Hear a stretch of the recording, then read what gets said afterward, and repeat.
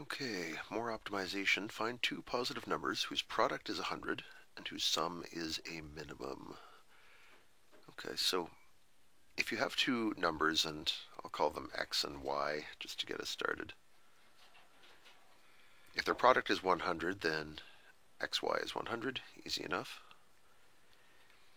And we're trying to minimize their sum, which of course is x plus y.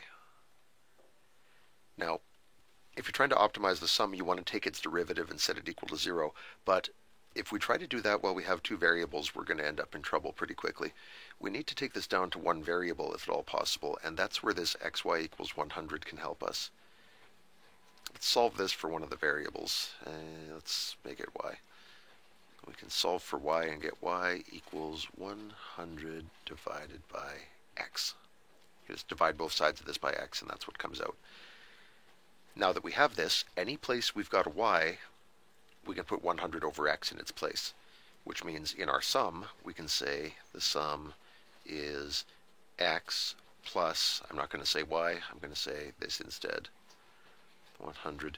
And by your leave, where it says 100 divided by x, I'm going to write 100x to the minus 1 instead, because the derivative that's coming right up will be easier if we have this in power form. So here's a derivative. The derivative of x is 1x to the 0, and then we get minus 100 x to the power goes down by 1, negative 2. And we want that to equal 0. How do we solve that? It's 1 minus 100 over x squared equals 0. I think the simplest way to simplify this is to get the x squared out of the denominator. And the way I prefer to do that is multiply everything by x squared.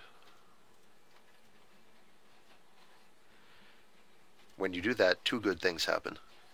Here, the x squareds cancel. There it is gone. And on the right, 0 times x squared is still 0, so that one ends up not mattering anyway.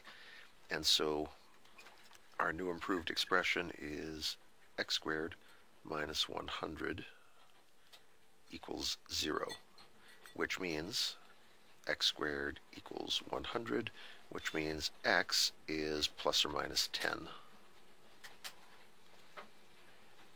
So our x value could be either 10 or negative 10, except it can't. Do you see why?